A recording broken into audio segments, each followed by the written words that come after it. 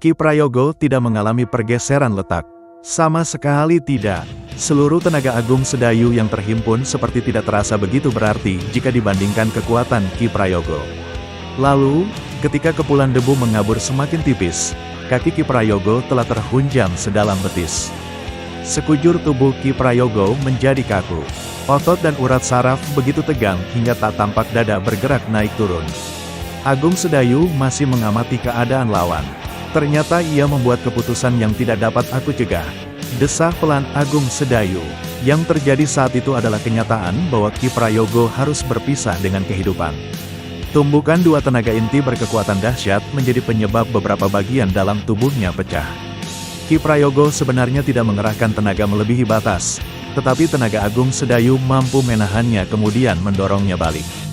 Dengan demikian, Ki Prayogo tanpa perlindungan dari kekuatannya sendiri, mau tidak mau, harus menerima hantaman dua tenaga besar. Agung Sedayu menyeret kaki mendekati Ki Prayogo yang telah roboh dan membujur kaku. Sebenarnya ia sendiri tidak lebih baik daripada lawannya. Telapak tangannya memegang bagian kiri dadanya. Agung Sedayu merasakan sakit menusuk bagian dalam tubuhnya. Pertanyaan Ki Prayogo yang kemudian menjadi kata perpisahan itu memang tidak mendapat jawaban.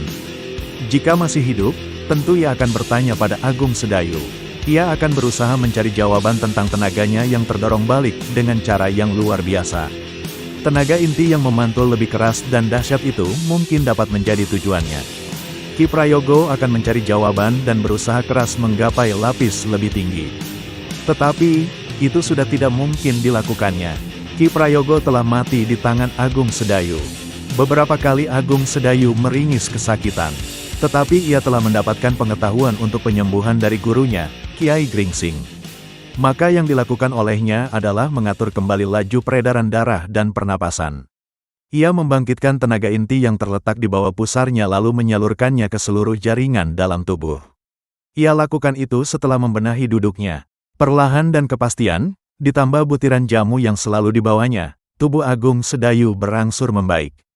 Ia bangkit berdiri dan melepas sorot mata ke arah lingkaran Swandaru. Penilaian Agung Sedayu telah berada di titik kesimpulan akhir, bahwa adik seperguruannya telah menguasai pertarungan. Meskipun ia belum dapat menutup satu pemikiran, dan Agung Sedayu sengaja melakukannya, namun Swandaru telah berada beberapa langkah di jalur yang tepat. Seseorang yang sulit ditemukan lagi. Ki Prayogo, engkau adalah orang luar biasa. Mungkin kemampuanmu melebihi Ki Tumenggung Purbandaru, dan mungkin kau mempunyai lebih banyak akal darinya. Aku sama sekali tidak menduga jika nyawaku hanya terpisah oleh sebuah aliran sungai. Agung Sedayu kembali berjongkok dan memandang wajah Ki Prayogo yang terlihat seperti masih menyimpan rasa penasaran. Sementara itu, di gelanggan lain, dua orang dengan susah payah masih berusaha mengalahkan Swandaru. Rekan mereka tergolek di atas tanah, dan tidak ada yang dapat dilakukan selain menggeliat kesakitan. Ki Suladra benar-benar gusar dengan keadaan yang seketika berubah. Ia tidak menyangka apabila ledakan yang berasal dari lingkar perkelahian Agung Sedayu sanggup mencapai tempat mereka berkelahi. Bahkan akibat benturan dua tenaga itu mampu membuat kelompoknya porak-poranda. Setahuku hanya Panembahan tanpa bayangan yang sanggup melakukan perbuatan ajaib ini, tetapi murid Kiai Gringsing pun mampu mencapai tingkat yang sama. Mungkin mereka berada di lapisan yang sama. Jika Agung Sedayu mampu mengeluarkan tenaga seperti itu, lalu bagaimana dengan adik seperguruannya? Persetan, aku telah banyak mendengar tentang kemampuan Swandaru, dan aku harus percaya yang dikatakan orang tentangnya. Ki Suladra membangkitkan rasa percaya diri sebenarnya ia dapat melihat kedudukan Swandaru dengan jeli. Dalam pengamatannya, keadaan Swandaru tidak lebih baik darinya. Meski Swandaru tidak terlihat kesulitan menjaga keseimbangan, tetapi Ki Suladra yakin sepenuh hati bahwa lawannya sedang berusaha memulihkan bagian dalam tubuhnya. Menyingkirlah, rawat teman-teman kita, aku akan selesaikan pertarungan dengan caraku sendiri, kata Ki Suladra sambil memberi isyarat pada kawannya yang masih sanggup berkelahi agar menepi. Tetapi bukan ini yang diinginkan Panembahan Kiai, sahut kawan Ki Suladra dengan wajah ingin menentang.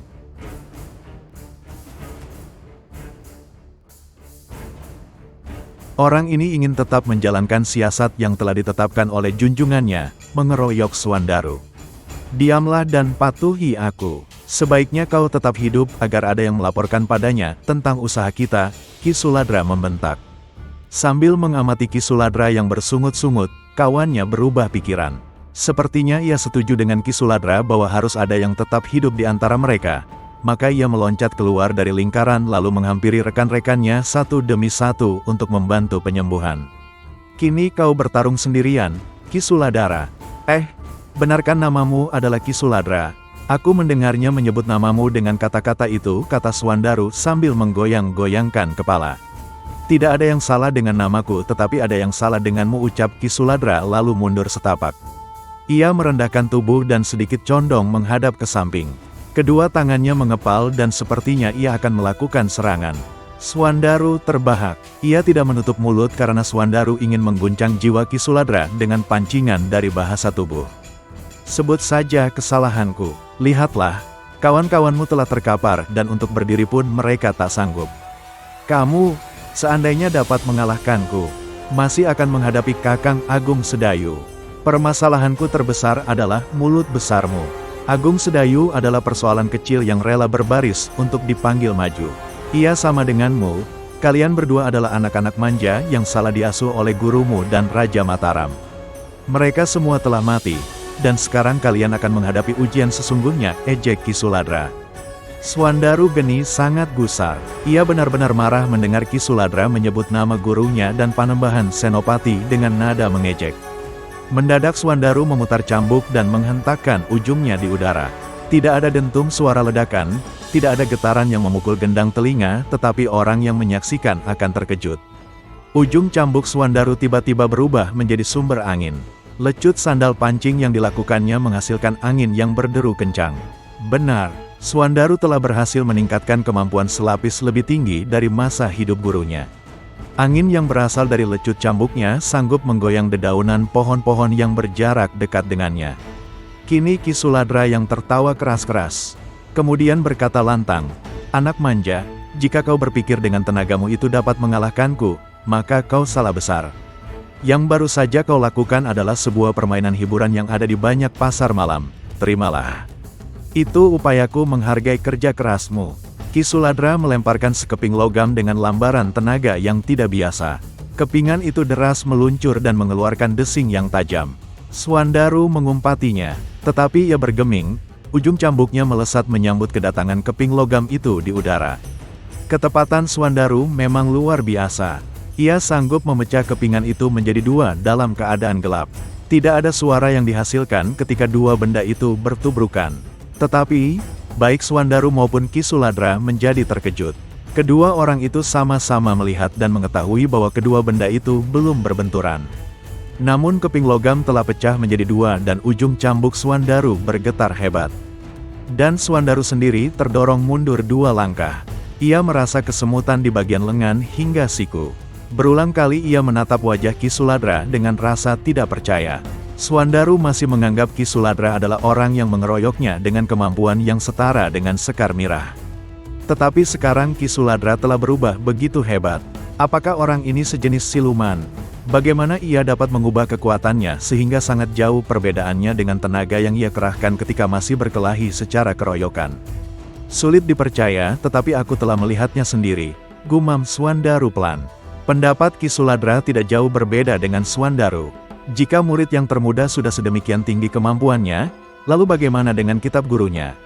Pertanyaan besar akan muncul bila aku harus menghadapi Agung Sedayu. Ki Prayogo telah membujur kaku. Sedangkan ia adalah orang kepercayaan Panembahan tanpa bayangan. Tetapi pilihan Panembahan memang tidak selalu benar. Ia memang melakukan kesalahan dengan mengabaikan keberadaanku. Kini aku tidak peduli lagi dengannya. Aku sepertinya jatuh hati pada kitab Kiai Gringsing. Dengan menguasai isi kitab itu, aku punya keyakinan akan mampu menggeser kedudukannya sebagai orang nomor 1.